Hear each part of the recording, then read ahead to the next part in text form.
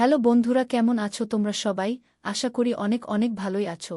আর তোমাদের ভালোবাসায় আমিও অনেক ভালো আছি, কারণ তোমরা আমাকে যে পরিমাণে ভালোবাসা দিয়েছ এবং সাপোর্ট দিয়েছ তা আমি কোনোদিন ভুলতে পারবো না। তাই তোমাদেরকে মজা দেওয়ার জন্য আবারও একটি নতুন গল্প নিয়ে হাজির হলাম। গল্পটি শোনার মতো, আশা করি তোমাদের দাঁড়িয়ে যাবে এবং তোমরা হাতের কাজ করতে সবাই হেডফোন নিয়ে বসে যাও। আমি একটি মেডিকেল কলেজ থেকে পড়াশোনা করেছি এবং আমি মহিলাদের সন্তান প্রসবের কেসগুলি দেখাশোনা করতাম এবং এখন আমার বিয়ের বয়সও হয়ে গেছে। আমার বাবা মায়ের কাছ থেকে বিয়ের জন্য অনেক চাপ আসছিল। আমি এই হাসপাতালে কাজ করছি গত 2 বছর ধরে। কিছুদিন পর আমার বিয়ে, কিন্তু যার সাথে বিয়ে করছি তাকে বিয়ে করতে আমি চাইনি। আমাদের বাবা মা আমাদেরকে লেখাপড়া করে ডাক্তার বানিয়েছে। এখন তারা বলছেন আমাদের ইচ্ছামত বিয়ে করতে হবে। যখন আমি ফোনে ব্যস্ত ছিলাম তখন আমি একটা খবর পেলাম। আমার সাথে থাকা একজন ডাক্তার আমাকে ডেকে বললেন যে রাতে এক মহিলার ডেলিভারি হয়েছে, তোমার নাইট ডিউটি ছিল না, খুব অদ্ভুত সমস্যা দেখা দিয়েছে। আমি বললাম কি সমস্যা? তখন তিনি বললেন, রাতে একজন মহিলা এসেছিলেন, তিনি একটি সন্তান প্রসব করতে চলেছিলেন, তার সন্তান খুবই দুর্বল ছিল। আমি নিজের চোখে দেখেছি যে তার সন্তান শীঘ্রই এই পৃথিবীতে আসতে চলেছিল। কিন্তু আমরা শিশুটির প্রসব করানোর সাথে সাথেই জানি না শিশুটি কোথায় নিখোঁজ হয়ে গেল। আর সে কোথায় গেল কেউ জানে না। কিন্তু কেউ কেউ বলছেন তার সন্তান তার স্বামীর নয়, বরং সে ছিল অবৈধ সন্তান। সেজন্য সে সন্তানকে এই পৃথিবীতে আনতে চায়নি। হয়তো ঈশ্বর সেই শিশুটিকে তার গর্ভ থেকে উধাও করে দিয়েছেন। সেই শিশুটি কোনো পশুর গর্ভে চলে গেছে। মহিলাটি যখন থেকে এ কথা শুনল তখন থেকেই সে পাগল হয়ে গেছে, আর তার পরিবারের লোকজন তাকে এখান থেকে তুলে নিয়ে গেছে। আমি বললাম এটা কি করে সম্ভব? সে বলল হ্যাঁ, আমরাও বিশ্বাস করিনি। কিন্তু শিশুটি যখন নিখোঁজ হয় তখন সে কোনো সিসিটিভি ক্যামেরায় ধরা পড়েনি, কোনো ঘরে তার কোনো ফুটেজও ধরা পড়েনি, কাউকে তাকে বের করে নিয়ে যেতেও দেখা যায়নি। আমরা জানি না কোথায় গেছে। আমি নিজেও অবাক, ওর মা ওই মেয়ের সাথে ছিল। সে বলছিল আমার মেয়ের উপর কালো জাদু হয়েছে। আমি অবাক হয়ে বললাম, আমি রাস্তায় আছি, এসে তোমার সাথে কথা বলছি। আমি ভাবছিলাম এটা কি ধরনের সমস্যা? কিভাবে নারীর গর্ভ থেকে উধাও হয়ে গেল একটি শিশু? যে ডাক্তার এ কথা জানালেন চিকিৎসক হওয়া সত্ত্বেও তিনি এমন কিছুতে বিশ্বাস করতেন। এইসব ভাবতে ভাবতে আমি আমার গাড়িতে বসে হাসপাতালে ঢুকলাম।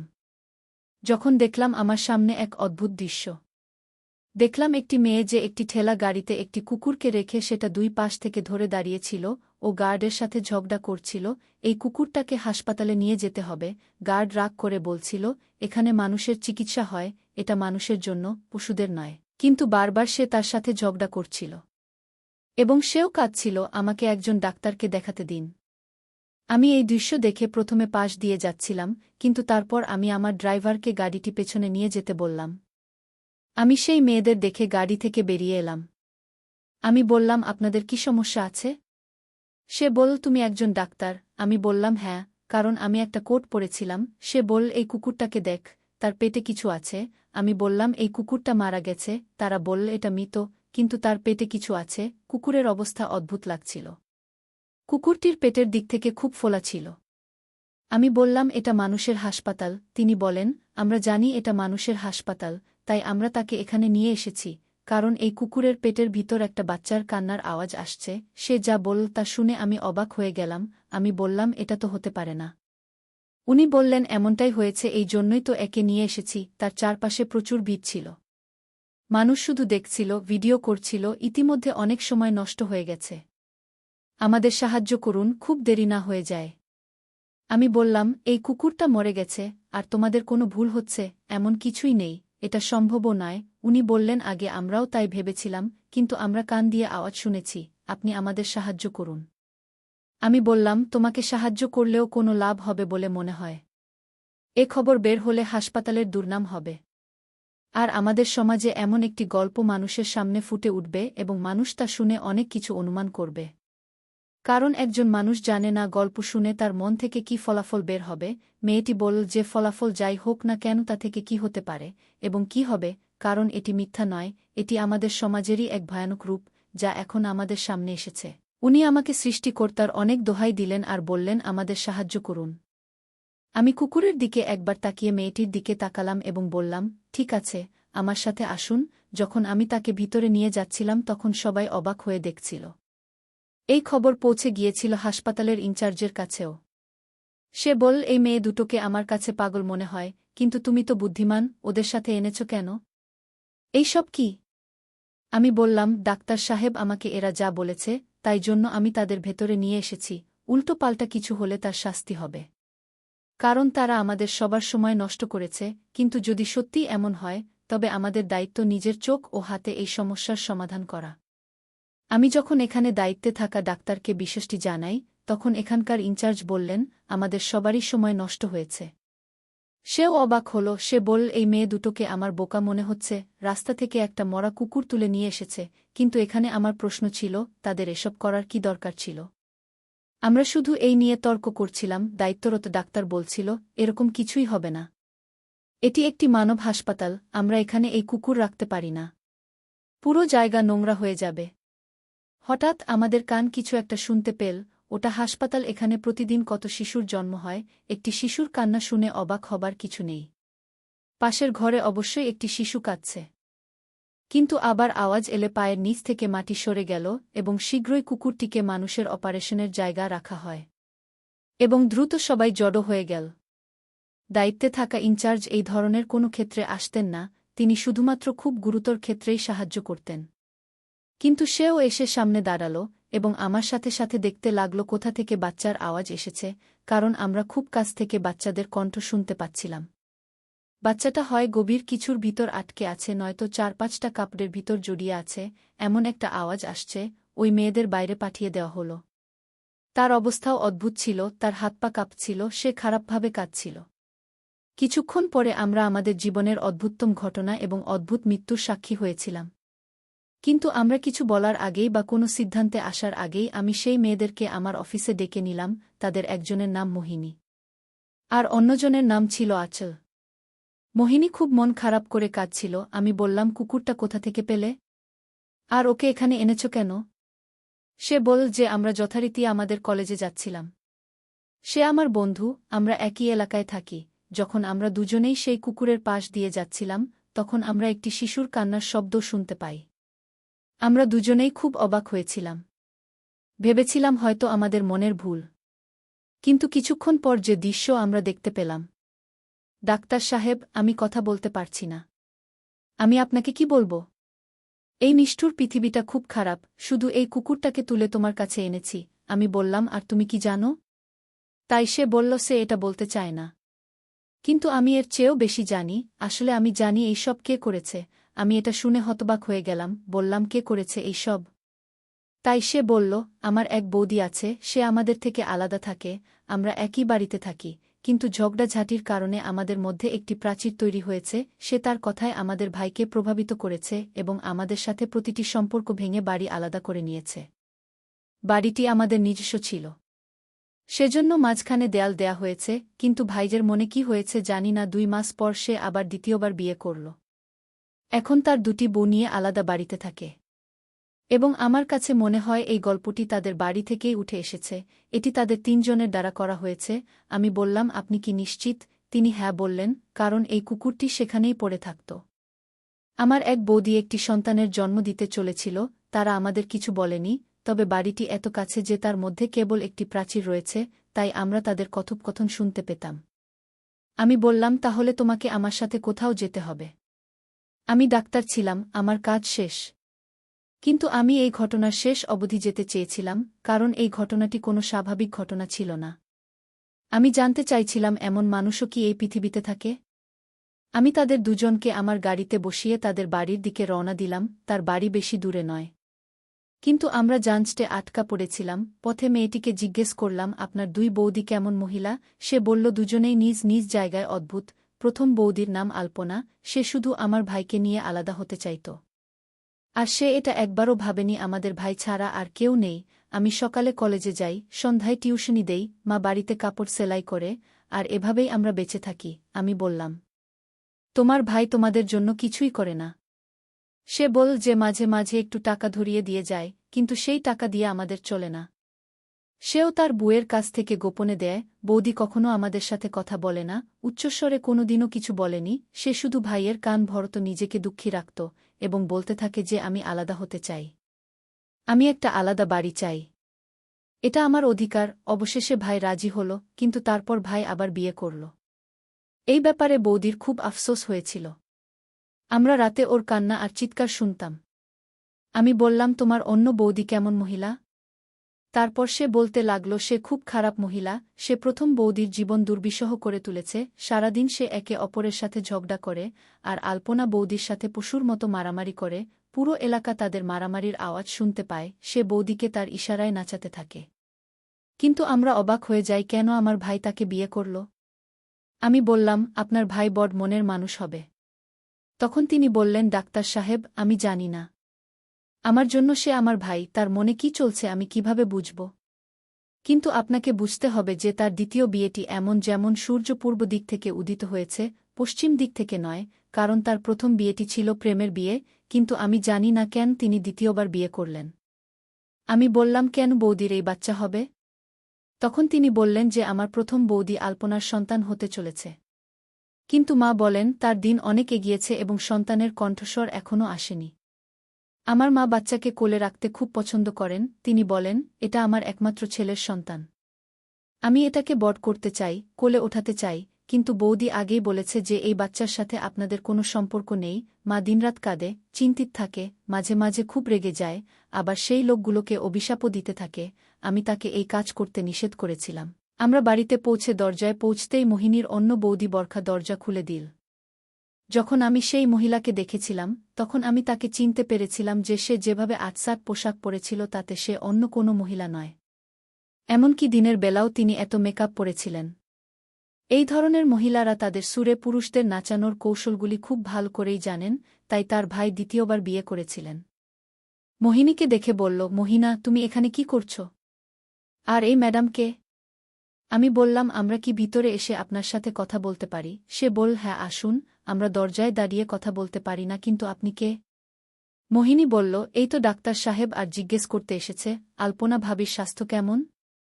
এই বলে সে হাসতে লাগল আর বলল, আলপনা তো এখানে নেই, তাহলে ওর স্বাস্থ্যের খোঁজ নিতে এসেছেন কেন? আমি বললাম, আলপনা ভাবি কোথায়?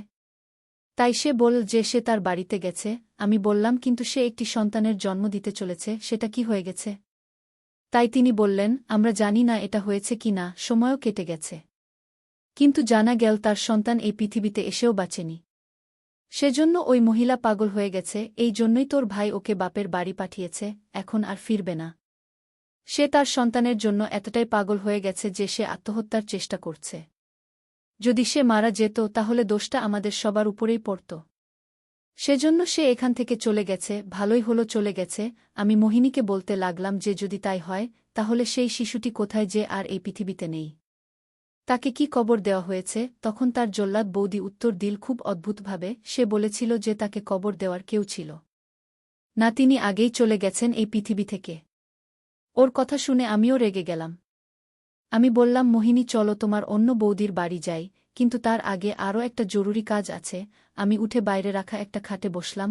মোহিনীও আমাকে দেখে অবাক হতে লাগল। এবার আমার রাগ হল। আর এইসব করার অধিকার আমার ছিল। আমি একজন ডাক্তার, আমার কাছে রিপোর্ট ছিল, আমার সাক্ষী ছিল, আমি জানতাম ওই মহিলার সাথে কি করা উচিত। তিনি বললেন, কাকে নিয়ে এসেছেন?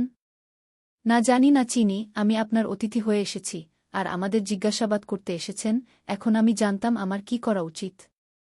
আমি ওই মহিলার এক্সপ্রেশন এবং বডি ল্যাঙ্গুয়েজ মোটেও পছন্দ করছিলাম না। সে তার স্বামীকে ফোনে ডেকেছিল, কিন্তু সম্ভবত সে কোনো কাজে ব্যস্ত ছিল। ফোনের ভিতর থেকে একটা ক্ষীণ কণ্ঠ এলো, আমি এখন আসতে পারব না, 1 ঘণ্টা পর আসব। আমি 112 ডায়াল করে খুব তাড়াতাড়ি পুলিশকে ফোন করলাম।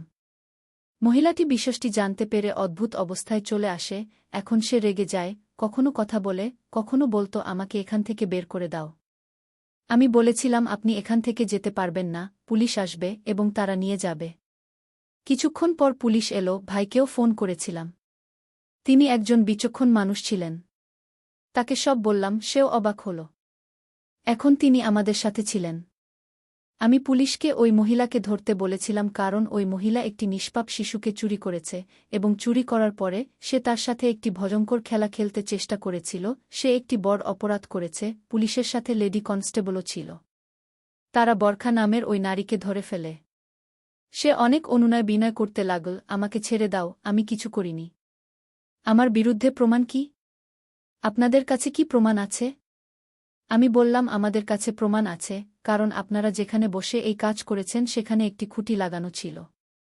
এবং সেই খুঁটির উপরে একটি সিসিটিভি ক্যামেরাও ছিল, যা সামনে বসিয়েছেন হোটেল মালিকরা। কারণ ওখান থেকে তার হোটেলের রাস্তা গেছে। আপনি কিভাবে সেই ভয়ঙ্কর খেলাটি খেলেছেন এবং কিভাবে আপনি একটি নিরীহ জীবনকে ঝুঁকিতে ফেলেছেন তার সমস্ত ফুটেজ সিসিটিভি ক্যামেরায় এসেছে। সে তার অপরাধ স্বীকার করে নেয় এবং তার স্বামীও সেখানে এসেছিল। সে বলল, হ্যাঁ, আমি এই সব করেছি। আমার সতীন একটি সন্তানের জন্ম দিতে যাচ্ছিল। ডাক্তার তাকে বলেছিলেন যে তার একটি ছেলে হতে চলেছে। শিশুটি দুর্বল, তবে এই পৃথিবীতে সে আসবে। এই কারণে শিশুটি দুর্বল ছিল, কারণ আমি দিনরাত তার সাথে ঝগড়া করতাম। আর সে সারাদিন কাঁদত, কারণ আমার স্বামী আমার বাবার কাছ থেকে অনেক ঋণ নিয়েছিল। আর ফেরত দিতে না পেরে বাবা বললেন, তাহলে এই বাড়িটা আমাদের নামে হস্তান্তর করতে হবে।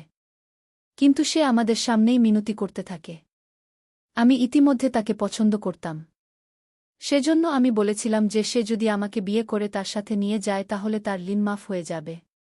তারপর আমি প্রথম বিয়ে করি, কিন্তু আমার সন্তান হয়নি, তাই আমার স্বামী আমাকে ছেড়ে চলে গেছে এবং আমার অনেক বয়স হয়ে গেছিল, তাই আমি একটি ছোট ছেলেকে বিয়ে করতে চেয়েছিলাম।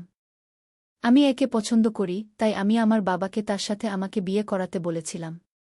আর সুদের যে টাকা নিয়েছিলেন তা মাফ করে দেন। ঠিক এইভাবে আমি ওর জীবনে এসেছি। মোহিনীর মাও এসেছিলেন কোলাহল শুনে।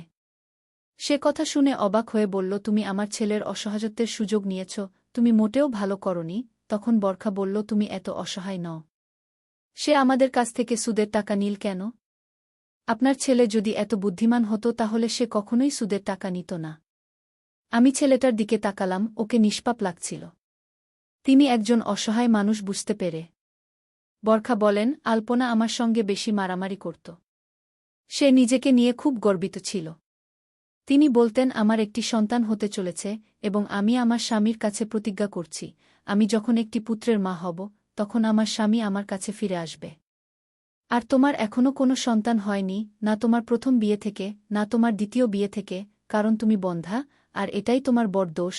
আমি প্রথমে আমার প্রথম সন্তানের জন্ম দেব, তারপর দ্বিতীয়টিও, তারপর তৃতীয়টিও, এবং আমি দেখতে চাই যে সে তার প্রথম স্ত্রী এবং তার সন্তানদের মায়ের পক্ষ নেয় নাকি চুক্তিতে আসা কোনো মহিলার পক্ষে কথা বলে, কারণ সন্তান একটি খুব গুরুত্বপূর্ণ জিনিস। একটি মানুষ শুধুমাত্র সন্তানদের জন্য বিয়ে করে। সে নিজেকে নিয়ে খুব গর্বিত ছিল। আমি তখন সিদ্ধান্ত নিয়েছিলাম যে তার সন্তানকে এভাবে স্মরণীয় করে রাখব। আমি তার সন্তান চুরি করেছি। তার সন্তান খুবই দুর্বল ছিল, 1.5 কেজি ছিল। আমি তাকে একটা কুকুরের পেটে রাখলাম এবং সেই কুকুরটির পেট সুই এবং সুতো দিয়ে সেলাই করা দিলাম। এবং পরে এলাকায় ছড়িয়ে পড়ে, শিশুটির ধাক্কায় সে পাগল হয়ে গেছে। তার সন্তান, যার সাহায্যে সে আমার সাথে যুদ্ধে জিততে চেয়েছিল, তাকে শেষ পরিণতি দিয়ে দিয়েছিলাম। আমি কুকুরের গর্ভে সেই বাচ্চাটাকে রেখে দিই এবং আমি পুরো এলাকায় এটি বিখ্যাত করে দিই যে তার নিজের কর্মের কারণে তার গর্ভ থেকে সন্তান উধাও হয়ে গেছে, আর সে কোনো পশুর গর্ভে স্থির হয়ে গেছে। এই কথা শুনে ডাক্তারের কথা মনে পড়ল। আমার এত তাড়া ছিল যে তার সাথে কথাও বলতে পারছিলাম না, কিন্তু এখন বুঝলাম এটা মিথ্যা নয়। তিনি যা দেখেছেন তা বলেছেন, তবে তিনি অবশ্যই কিছুটা বোকা ছিলেন, কারণ কিভাবে শিশুটি নিখোঁজ হয়েছে তা তিনি খুঁজে পাননি। হাসপাতালের কিছু কর্মচারী বরখার সাথে বন্ধুত্বপূর্ণ ছিল। বরখার বাবার অনেক টাকা ছিল, তিনি যে কারও বিশ্বাস কিনতে পারতেন। আর সেটাই করেছেন তিনি। তার স্বামীও অবাক। বরখাকে পুলিশ তুলে নিয়ে যায়, কিন্তু মোহিনীর ভাই, তার মা এবং মোহিনী হাসপাতালে ফিরে আসেন। আমি বাকি ঘটনা হাসপাতালের লোকদের বলেছিলাম এবং তাদেরকে এই মামলাটি পরিচালনা করেছে তা খুঁজে বের করতে বলেছিলাম, এবং তাদের সবাইকে পুলিশের হাতে তুলে দিন। এরপর আমরা আলপনার বাড়িতে পৌঁছালে তার মা দরজা খুলে দেন আর বললেন, আপনারা তো সাংবাদিক, একটু আগে রিপোর্টার এসে আমাদের অদ্ভুত প্রশ্ন করছিলেন না, আমি আপনাদের ভেতরে আসতে দেব না। কিন্তু তারপর যখন তিনি মনোযোগ দিয়ে আমাদের দিকে তাকালেন, আমরা অবাক হয়ে গেলাম। রুমে ঢুকে দেখি সামনে শুয়ে আছে আলপনা। তার অবস্থা খুব খারাপ। আমি দ্রুত এগিয়ে গেলাম। আমি পরীক্ষা করে দেখলাম তার খুব জ্বর আছে। তিনি সবেমাত্র একটি সন্তানের জন্ম দিয়েছেন। এরপর এত বড় ধাক্কা খেয়েছেন তিনি। সে বলল, আমি খুব খারাপ, আমার সাথে খুব খারাপ হয়েছে। সে নিজের সাথে কথা বলছিল। তার একটা অদ্ভুত অবস্থা ছিল, মনে হচ্ছিল সে পাগল হয়ে গেছে। এই দৃশ্য দেখে তার স্বামী কাঁদতে লাগলেন। আর রুম থেকে বেরিয়ে গেল। আলপনা দেখেনি কে কে ঘরে ঢুকেছে, সে তো বেচারি হারিয়ে গেছে নিজের জগতে। আমি আমার শাশুড়ির সাথে অনেক খারাপ করেছি, আমার স্বামীকে মায়ের কাছ থেকে আলাদা করে দিয়েছি। এ কারণে আমার ছেলেও আমার কাছ থেকে দূরে চলে গেছে। সে আমাকে ছেড়ে রাগ করে চলে গেল। সৃষ্টিকর্তা আমাকে শাস্তি দিয়েছেন, আমার কি হয়েছে? আমি তাকে ডেকে বললাম, আমার কথা মনোযোগ দিয়ে শোন আলপনা, আমার কথা মনোযোগ দিয়ে শোন, কিন্তু সে শুনছিল না। এবং তারপর আমি একটি অদ্ভুত দৃশ্য দেখলাম। তার শাশুড়ি এগিয়ে এসেছেন, যাকে নিয়ে তিনি পৃথিবীর সামনে বড় কোনো কাজ করেননি। কিন্তু তিনি নিশ্চিতভাবে তার ছেলের কাছ থেকে তার অধিকার কেড়ে নিয়েছিলেন এবং অবশ্যই বাড়িটি ভাগ করে নিয়েছিলেন। সে এগিয়ে গিয়ে আলপনাকে জড়িয়ে ধরে সান্ত্বনা দিতে লাগল, মেয়ে, আমি তোমাকে ক্ষমা করে দিয়েছি, তুমি আমার মেয়ে, তুমি কখনো আমার সামনে উচ্চস্বরে কথাও বলনি, তুমি শুধু তোমার অধিকার নিয়েছ। এটা তোমার অধিকার ছিল, আমাদের দোষ ছিল, এটা তোমার দোষ ছিল না, তুমি নিজেকে নিয়ন্ত্রণ করো। সেও তার শাশুড়িকে জড়িয়ে ধরে কাঁদতে লাগল। এই দৃশ্য দেখে তার মায়েরও চোখে জল এসে গেল। এই মহিলা আমার মেয়েকে অনেক ভালোবাসে, সে যদি তার ছেলের কাছে থাকত তাহলে কি হতো? আলপনাও কাঁদছিল। তার স্বামীকে ভিতরে নিয়ে এসে সে গিয়ে আলপনার কাছে ক্ষমা চেয়ে বলল, আমাকে ক্ষমা করে দাও, আমি ওই মহিলাকে তালাক দেব। সে পুলিশের হাতে ধরা পড়েছে এবং আমাদের জীবনে আর ফিরে আসবে না। আমি অসহায় ছিলাম, আমার কাছে তাকে দেওয়ার মতো টাকা ছিল না, আমি তার বাবার কাছে ঋণী ছিলাম। সে কারণেই সব কিছু হয়েছে। এবার আলপনা তার গানে ফিরতে শুরু করল এবং সব কথা শুনতে লাগল। তার শাশুড়ি তাকে ক্ষমা করে দিয়েছে, তার স্বামী তার কাছে ফিরে এসেছে। কিন্তু তার দুঃখ তখনও তার জায়গা ছিল। তিনি বললেন, আমার ছেলে আর আসবে না। না, আমার ছেলে এই পৃথিবী ছেড়ে চলে গেছে। তারপর নার্সকে ভিতরে ডাকলাম, যিনি গাড়িতে বসেছিলেন। ভিতরে এসে আলপনা তাকে দেখে অবাক হয়ে গেল। তার অসুস্থতার কথা চিন্তা না করে সে দ্রুত তার দিকে এগিয়ে গেল এবং শিশুটিকে তুলে নিয়ে তাকে জড়িয়ে ধরল। কারণ আলপনার ছেলে একেবারে নিরাপদ ছিল। সৃষ্টিকর্তার অলৌকিক কাজ তাকে রক্ষা করেছিল। সেই শিশুটি জন্মের সাথে সাথে তার সৎমা চুরি করেছিল এবং সে তাকে কোনো ওষুধ ছাড়াই নিয়ে গিয়েছিল। আর তাই নিষ্ঠুরভাবে কুকুরের পেটে লুকিয়ে রেখেছিলেন শিশুটিকে। এবং তারপর পুরো এলাকায় তার মায়ের মানহানি করে। এইসব ঘটতে 1-2 থেকে 1-4 ঘণ্টা লেগেছিল। কিন্তু যখন সেই কুকুরটিকে আমাদের কাছে আনা হল, তখন আমরা সেই শিশুটিকে বাঁচালাম। আমরা অবাক হয়ে গেলাম, শিশুটি একেবারেই বেঁচে আছে। তার সাথে একটি ছোট সমস্যা ছিল, যা আমরা ঠিক করেছি। তাকে আইসিইউতে রাখা হয়েছিল। শিশুটি খুব দুর্বল ছিল। সে ছোট ছিল, কিন্তু তার জীবন রচিত হয়েছিল। বলা হয় যে সৃষ্টিকর্তা যাকে রাখেন তার কেউ ক্ষতি করতে পারে না। এখন সমস্ত সমস্যা শেষ, সেই শিশুটি সম্পূর্ণ নিরাপদ ছিল। তার মা তাকে জড়িয়ে ধরে, আমি কোনো মহিলাকে এত তীব্রভাবে কাঁদতে দেখিনি। আলপনা যতই কাঁদছিল, তার শাশুড়িও কাঁদছিল, তার স্বামীরও মনে হয়েছিল সন্তানকে তার মায়ের হাতে তুলে দিয়ে আমরা সবাই আমাদের জীবনে এত বড় কাজ করেছি, যার পরে আমাদের হৃদয় সবসময় সন্তুষ্ট থাকবে। তিনি আমাকে ধন্যবাদও জানিয়েছেন। হাসপাতালের এই মহিলার সাথে যারা যুক্ত ছিলেন তাদের চাকরি থেকে চিরতরে বরখাস্ত করা হয়েছে। বরখার ডিভোর্স হয়ে গেছে, হয়তো তার বাবা তাকে ছাড়িয়ে নিতেন, কিন্তু এখন তাকে আর কেউ তাদের পরিবারের সম্মান করতে চায় না। শিশুটি নিরাপদ এবং সুস্থ ছিল। মায়ের কাছে এসে গেছিল। যখন তার মা তার পেট ভরে, শিশুটি সম্পূর্ণ আরামে ঘুমিয়ে পড়ে এবং মায়ের কোলে ঘুমিয়ে পড়ে। এরপর ঘরের মধ্যে যে দেয়াল তৈরি করেছিলেন তা ভেঙে ফেলা হয় এবং তারা তাদের ঘরে সুখে থাকতে শুরু করে। একটি শিশু তাদের সকলের জীবন বদলে দেয়া। আজ 1-2 বছর হয়ে গেছে আমি একজন ডাক্তারের দায়িত্ব পালন করছি। আমিও বিবাহিত, আমিও 2 সন্তানের মা। আর 1-2 বছর হয়ে গেল ওর সাথে আমার দেখা হয়েছে। ওর ছেলের নাম মনু, ওর বয়স এখন 1-2। সেও আমার সাথে দেখা করতে আসে এবং আজও সে আমাকে ধন্যবাদ দেয়। আমার মনে হয় যেন গতকাল এই ঘটনা ঘটেছে, যখন আমি তাকে দেখি। শিশুটিকে দেখে আমি বিস্মিত হই, কারণ এটি একটি হাঁটা চলা করা সৃষ্টিকর্তার অলৌকিক ঘটনা ছিল। যা তার সাথে হয়েছিল তার জীবন শেষ হতে 2 মুহূর্ত লেগেছিল। সৃষ্টিকর্তা তার জীবন লিখে রেখেছিলেন। তিনি বলেছেন প্রতিটি নিঃশ্বাস স্থির হয়, প্রতি নিঃশ্বাস নিতে হয় এই পৃথিবীতে। আপনারা বলুন, এই গল্পটি জানার পর আপনাদের কেমন লেগেছে? আজকের গল্পটি যদি আপনার ভালো লেগে থাকে, তাহলে আপনার বন্ধুদের সাথে শেয়ার করুন।